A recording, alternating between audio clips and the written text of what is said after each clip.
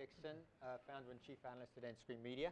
Some of you may recognize my voice from Will and I's podcast. If you haven't been listening to the podcast, please join us every Friday. We provide that podcast through iTunes and through our websites. We are going to be talking, as Will says, about connected televisions. You know, with all the conversation about mobile, I feel like it's sort of the forgotten stepchild of the business, but it shouldn't be. A couple of data points. Adobe says authenticated video views have grown nearly 300% year over year, with connected television being the major driver. Freewheel says ad views to connected devices connected TV devices, they call them OTT devices, grew 380% year over year. And they now basically, the connected TV is getting as many ad views now as the tablet, which is slightly less than the smartphone. So it shouldn't be forgotten, and we are going to make sure you don't forget it, because we're going to talk a lot about connected televisions. I'm going to ask each of my panelists, and we have a great set of panelists, to just give a short introduction who they are, and then I'm going to pitch a question to them. And so why don't we start with you, Scott? Okay. Yeah, short introduction. I run the ad business at Roku. There's a couple pieces to that. One of the pieces is helping our app partners get audience. Another piece of that is ad tech enablement, helping our publishers' ad sales teams have the tools they need to sell. And then we also have a direct sales effort where we take primarily video inventory rolled up across lots of Roku channels and sell it as a connected TV offering. So there are lots of places where you can place ads, both in the interface and in the content. Yeah. Tell us, you've got lots of experience there. Tell us, what are the best places to put it? Yeah, I mean, for a traditional brand, video today is really one of the best places to help you reach a connected TV audience. We've got a lot going on in that category. We recently wrote a partnership with Innovid to enable interactivity around that video. We wrote a deal with Nielsen to enable digital ad ratings on that inventory. There's a lot of work going on just to make the video ad stack on Roku stronger, both for our own sales efforts as well as our publisher sales efforts. There's lots of other fun stuff that we're doing too. Every brand that comes to us that wants to invest in a video experience is also asking us whether we can create custom content integrations or sponsorships. And while we're very careful about, which I think is underlying your question, we're careful about what we do in our user interface. We won't run a straight out auto ad, for example, in our UI. We can facilitate some pretty cool integrations. We did a movie night sponsored by Subaru. We recently did a campaign with Bud around Mixtails, where it was like a sponsored music playlist. We've done UI takeovers for theatrical partners. So it's always content oriented when it's in the user interface, but there's a lot of fun stuff that we're enabling for brands on our platform. And one of the most visible ones, of course, is that there's a banner right there on the front page. Yeah. How effective is that? I know I click on it a heck of a lot of the time. Thank you. How effective is it? So it's you. It's all me. Yeah, the click-through rates on that are huge. It's a very prominent ad unit. It had already been built when I showed up at Roku, which was a pleasure, because usually I show up at an organization where we haven't built any ad units yet, and I spend the next couple of years arguing for ad units. But it's a beautiful ad unit. We use it, as a canvas. It's almost always about content, movies. Sometimes we'll bleed the line and we'll do sort of sponsorship messages, but it's really celebrating all the cool content that's on Roku. Right. Josh, why don't we turn to you? Introduce yourself. Sure. My name is Josh Mallalieu. I'm a planning director at UM. My role has been primarily focused on brands that have significant spending and buying power in the traditional media channels, and working with them to help them evolve their marketing mix and their media mix. And obviously, data is something that drives a lot of those decisions. And this is obviously an area for our clients that is just complete ripe for the picking. It's low-hanging fruit. As clients that are investing a lot of money in television, video presents a very unique opportunity for us to start to take dollars from television and start to invest those into these kind of mediums that are backed by significant amounts of data, where measurement is continuing to evolve and take root and prove out effectiveness. So let's stay with that thought for a little bit. And can you talk a little bit about how your clients think about connected TV and what sort of goals that they look to achieve through connected TV as opposed to through regular television and through other connected devices like smartphones and tablets? Mm-hmm. Sure. I think there's a natural inclination for our clients to think of video as obviously the sort of the go-to ad experience within connected TVs. And so for us, as we work with our clients to identify what their business goals are, it's about taking a holistic look at the video marketplace. And so it's understanding all of the things from linear television to online pre-roll to in-banner video to connected devices. What is the appropriate combination, and how do we dial certain platforms up and down based on how the consumer is behaving? And I think that that's something that is kind of natural for those clients to kind of gravitate towards.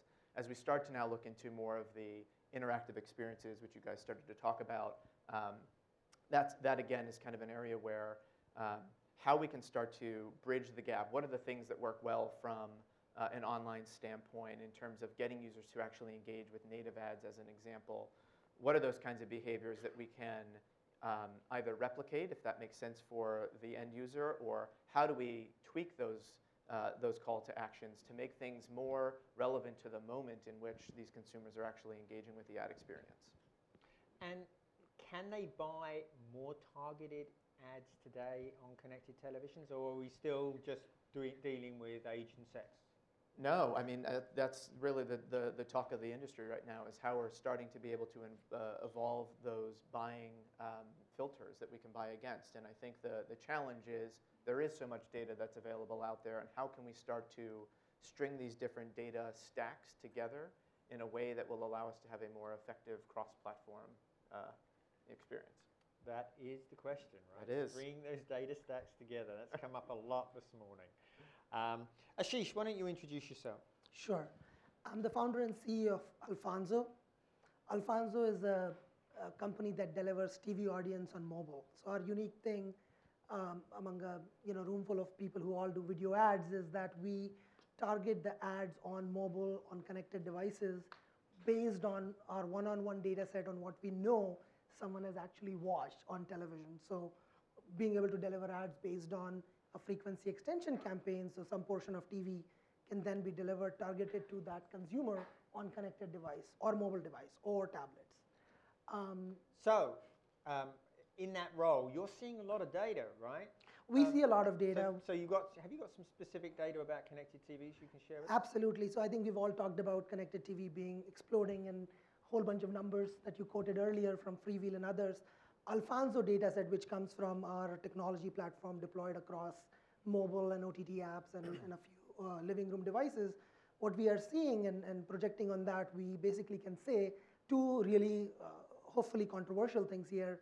One, linear TV is down year over year 15%. And connected TV Sorry, did you say 15? 15. Thank goodness. You said 50 there for a second. Well, that would be a different room, a very different story. And then the second thing we see is a lot of connected devices consuming over-the-top content. Of course, Netflix is the largest. Our data seems to imply that Netflix is now the third largest broadcaster in this country. Behind the top two. Ask a stupid question? We are doing a bunch of PR around it, so you will see this data. So I don't want to give away the farm here, but essentially, after the top two broadcasters and their total viewership hours, Netflix really accounts for a lot of viewership, and a lot of that is happening on connected devices. Scott will tell you, right? So talk a bit about, you have a multi-screen view. So how do the smartphones, how people are using those, and how are they relating back to what people are watching on the television? So this, I think you brought it up when we were back in the green room. The whole sync experience or being able to connect the two devices has been a puzzle that we've all tried to solve for a while. Alphonso's approach has been to solve it in a slightly decoupled way. Our technology lives on mobile device and lives on some living room devices as well. But what we see as a result of that is essentially more than 86% or something in the high 80s is what we see coincident rate of usage. Doesn't mean that someone is doing a sync experience. It means someone is sitting with mobile device. They're watching content and it's on a smart TV or a connected device or maybe not that smart a TV. Okay, thank you. Tal, introduce yourself. Let's get you into the conversation. Thank you. I was waiting quietly. Patiently. So I'm Tal Chalozin. I'm CTO and co-founder of Innovid. I'm sure you all know what Innovid is, but for a few of you that don't, Innovid is the largest video ad management platform in the United States, and actually in many other big markets. When by management means that there are three things that we work with agencies and brands to do. One is campaign management, delivering a video across every screen. The second one is measuring the performance of those video ads delivered. And the third, and this is where we started and we're mostly known for, is creating advanced creative. So let's start there. Sure. Because I tell you what, we have got to be able to do better than just pre-roll, mid-roll, and post-rolls, right? So amen for that. So let's talk about that. Innovid talks about pre-roll on steroids. So what's that? And talk about some of the other advanced technologies that you're bringing into the connected television experience. So I can take a lot of Innovid's approach, but take it even a bigger view. So the IAB just released, I think last week, there is a new group called the Advanced Television group at the IAB, and they define what is advanced. So essentially everything that is beyond what is television or linear television, and there are three components to the advanced part of it. One of it is targeting, so getting better, finding better audience, but also finding the right message to those audience. So that's personalization or dynamic message. That's one way. The second one is engagement, so bringing interactivity into the video. And the third one is measurement, so harnessing more data that is available and passing it back to advertisers. So all those three fall under the advanced or the putting ads on steroids. And the interactivity we're talking about is just simple click to view videos. It's definitely not simple. Okay, so it's not simple. So what is it? Yeah, so we totally believe in putting the user experience in front of everything. And we started a company about 8 years ago, and we knew nothing about video advertising or the advertising or marketing space as a whole. But what we knew is that ads on TV kind of suck, and we need to make it better when putting, again, the user in the center. So we worked really hard on what are the extra capabilities. So I'm watching an ad for Red Bull, and I want to watch extra X Games content. Why ask me to go to redbull.tv or redbull.com to watch the content? I can hit a button on my Roku remote and get a high-res content from Red Bull. Same thing goes for the new Star Wars movie. Or on automotive, I want to see a 360 view of the car. I don't need to go to toyota.com. There is the capability right now to bring all this richness of the web into the ad experience. What kind of engagement stats are you seeing? Sorry, maybe you could share some of the engagement stats that you've seen. So again, as I said before, we've been doing it for a very, very long time, and we're seeing it really clearly depends on the vertical, but the numbers average out around anything between 3 to 7%, sometimes even 10% of the people that are watching an ad actually engaging with it. And just out of a comparison, regular banner on the internet are less than 0.5% of the people actually engage with it, and even though they're a mistake. And so we do see high numbers. And a second parameter which really shines a great light into the TV space is the time spent. So after you engage, we measure how much time you engage with it, because nothing is a forced experience. You can always X out and go back to your content. So we measure the time earned, and we see that on OTT devices, Roku and other devices, the time earned is higher than any other device, mobile, tablet, desktop. and we see on average about 3 times the length of the ad as an extra time. So if you watched a 30-second ad, you got another minute and a half of more content that people consumed by watching that more content from the brand. Okay, thank you. I wanted to bring up, so I had an aha moment this weekend. I loved the show Comedians in Cars with Coffee. So I got on Crackle on my Roku box for, on the weekend to watch this. And there was a new interface for Crackle that is awesome. Anybody from Crackle here?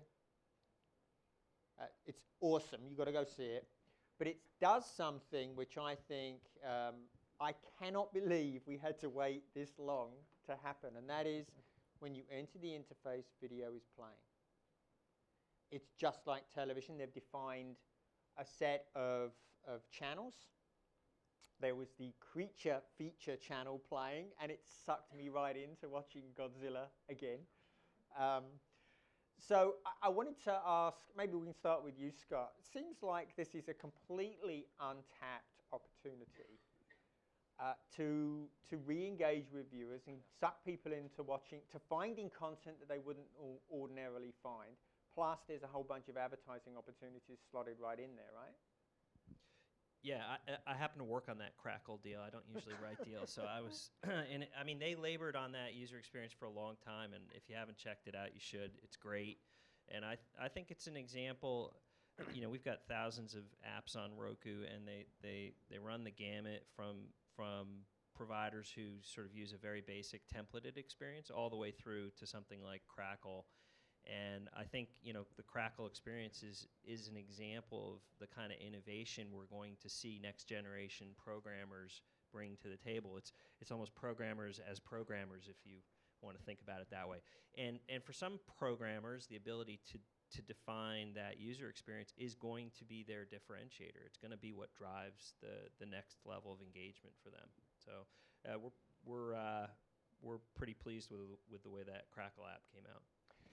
And how are you able to, so you obviously work with content providers to help them place advertising in their content. How are you able, what sort of assistance do you provide to them? I mean, it's obviously there's the mechanics of actually inserting the ad into the content, but what sort of data sets do you bring to bear here? Can you bring targeting and help them with that? Yeah, well, we're engaged in a couple of ways with our ad-supported publishers. One is we've taken the step of putting a bunch of ad tech directly into our operating system. It was just our observation that a lot of publishers were struggling. You know, maybe they wanted interactivity, but they didn't have the tech chops to get it done themselves, or nobody was really solving for digital ad ratings and sort of demographic measurement. And so we took the step of putting a bunch of that technology into the core platform and trying to solve for it all at once for all of our publishers. We also act as a demand partner for a lot of our publishers. So we have brands and agencies coming in direct to us looking to invest in connected TV. And for some of our publishers, we're able to bring demand on their inventory. On the data front, you know, we do have a pretty rich data set as the platform. We have not, you know, we're very conservative with the way we use that data, but we are in discussions with some of our publishers about how they can leverage that to aid their sales. But it's a pretty big footprint now, right? 8 million, I think, was your last stated sales. 10. We've sold 10 million units in the U.S., yeah. So that's a pretty big platform, so you must have a pretty big data pool. Yeah, behavioral and, you know, first-party registration data. Yeah, it's a rich data set. Yep. Yep. Josh, actually, I wanted to come back to you and ask a follow-on question to that first question. Mm-hmm. How does the connected TV buy fit into the overall picture that your clients are buying? Mm-hmm. I mean, do they come in and ask for it specifically? Are you able to launch cross-platform campaigns, including the connected TV, and what is the connected TV's part of that cross-platform campaign? Sure. I mean, certainly clients are starting to ask the questions because there is so much that is changing in this space, and the changes that are happening have a lot of sort of social clout. So they're certainly hearing it from internally within their own organization. And from an agency standpoint, again, we are trying to get our clients to break down these walls of, I have to think about my video buy in all of these different silos. And to get them to do that, we have to kind of educate them on the space and provide sort of manage the risk that can become associated with these sort of emerging platforms. And data obviously plays a big part in helping us do that, yeah. which is absolutely critical, again, for brands that are going to be looking at taking a portion of dollars that will have been spent on linear television or in pre-roll and extending it into these other places. The second thing that I think is kind of really caught on with clients is this idea of I'm creating an asset that I'm putting out on television, and how can I continue to increase my viewability around that asset, right? They're spending millions of dollars creating these commercials. This offers just another platform to be able to do that. And I think where we found success is that when there are brands that have cross-channel, it becomes a much easier path to entry, where we will, we've established success on other channels, and now we can start to figure out how do we replicate that and expand that into these other channels. And again, the idea of being able to take assets that they have and now put them in this environment where we know where the consumer is more likely to engage with that advertising because it's a much less cluttered environment. The ad experience is very kind of simple. Then that tends to be something that we've seen a success in being able to move dollars. And viewability doesn't seem to be a problem on connected TVs, where it is a problem on other platforms, right? Or is it? Yeah, I mean, there's no question viewability is obviously a hot topic in the industry at large. I think connected TV is kind of taking a page proactively right now to prepare themselves for what could be, in a few years, issues around viewability in the connected TV space. I know we talked a little bit about that in the back room, and I actually asked that question to my panelists. What is your guys' perspective on that? 100% viewable. Well, I mean, our ad units render on a 55-inch display. Mm-hmm. They have 95% completion rates. Not to say that ad avoidance and things that show up in every media aren't possibly an issue, but in terms of what the online video community is worried about, those are non-issues on our platform. We don't render video where there's 2 pixels above the, I don't know, you helped author some of those standards. Maybe you want to speak to it. It's a non-issue in connected TV today, at least.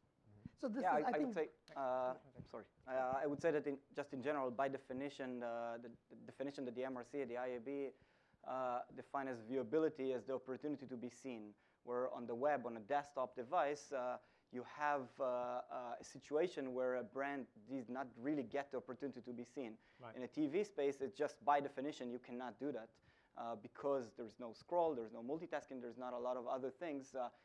Everything that is on the screen or is playing get the full screen. So everything by definition again has the opportunity to be seen. Ashish? Yeah, I was just going to say that the kind of work Roku and these guys have done on getting the type of ad unit choices and not having the chance for someone to be able to do what is very easily done on the web, a video on top of a video or stuff like that, just takes away the whole challenges of fraud that existed on those devices. We've done the same thing on mobile. We can offer 100% viewability because of the ad unit choices and the way platform is set up. Yeah. I'll say one last point. I think viewability as a whole, where everyone really like to say that it's a big issue, but I would say that if you look at actual numbers and you see places where a website, property, app, it doesn't matter, that is a video destination, that people come there in order to watch video, doesn't really have a viewability problem. Because if I came to Hulu, it doesn't matter if it's on a desktop, there's no viewability issue there. Same thing for CBS, same thing for Fox, same thing for a lot of other places, because I came there to watch How I Met Your Mother or The Good Wife, and this is what I'm doing that. The only cases where viewability is an issue is that where a specific piece of property has multiple elements in there, video being one of them, but it's not the only one. Maybe sometimes it's not the main one. That's the only cases where viewability is an issue. Where in television, it's again, video is the main purpose that I tune to that channel. What about though with like multiple devices and multi-screen experiences? So there's not a time, as an example, that people will sit down and watch television without having some other kind of device. Do you call that? Would you call that viewability, or I tend to try and separate out ad avoidance and multi-screen usage from viewability, which I think has a taint about it, which is really completely agree. This is why the definition is the opportunity to be seen. It's not about were the eyeballs really there, but where they had the opportunity. It was the brand got the soapbox to stand on, and someone. In television, unless you hit that mute button, you're at least hearing the ad, right? Yeah. So. And just I want to do a quick fire round, and I want to open it up to your questions. 15 seconds or less. What is the opportunity for Google in connected television? They've taken many shots at it. Chromecast seems to be their best shot so far. Do they have an opportunity or not? Who wants to opine? Ashish, why don't we start with you? Happy to go. I think the opportunity is massive. I think Google doesn't get it. I think Google has 2 or 3 different big stakes in the ground. DoubleClick does display really well, doesn't get video. YouTube does video really well, doesn't want to do connected the way we think it should be done. So I think the opportunity is massive, but I would not bet on YouTube or Google to own that in the next few years. Josh? I would say search and allowing better accessibility and speed with which consumers are going to be able to find the programs that they want and get there quickly. And that doesn't necessarily have to happen on the television, does it? It Correct. can happen through a device. Yep. So maybe where they are already is their best opportunity. Right. Scott? I mean, we're unique in being an independent, late-stage startup competing against giants. We've done a great job. We're the market leader. We do more usage than our competitors combined. We spend a lot of internal time speculating about what these big guys might do. I won't spend public time speculating about it. I'll just say that, these are complicated entities. Somebody like an Amazon, a Google, we partner with them on a lot of fronts, a Google Play, Amazon. These are some of our biggest, most successful apps, and the teams at those organizations that work with us love us to death, sometimes more than their own homegrown devices. So they're complicated entities. At the end of the day, their success in TV, to Ashish's point, is really about the team that they put on that, and how big is that team, and how focused are they? Yeah. And we think we bring more focus. Tal?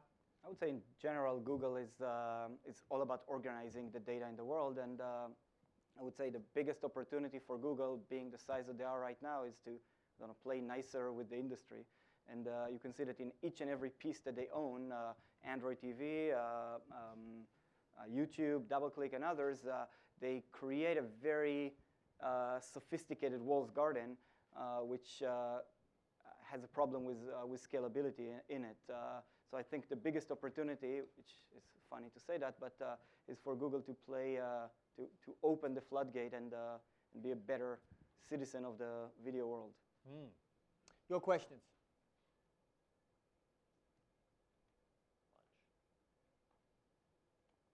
Tom Morgan. Can somebody grab a... Yeah, when you holler. There's now, what, 2,000 apps on Roku? Yes, more. How do the app players build audience? How do you help them, because the big four, Netflix, Hulu, Amazon, and generate a large amount of percentage of the connected TV. There's now 2 or 3, a couple thousand apps out there climbing 70. Isn't discovery and viewability for a lot of the programmers the primary issue, let alone this app? Speaking as the CEO of a company with an app on Roku, Portico. Yes.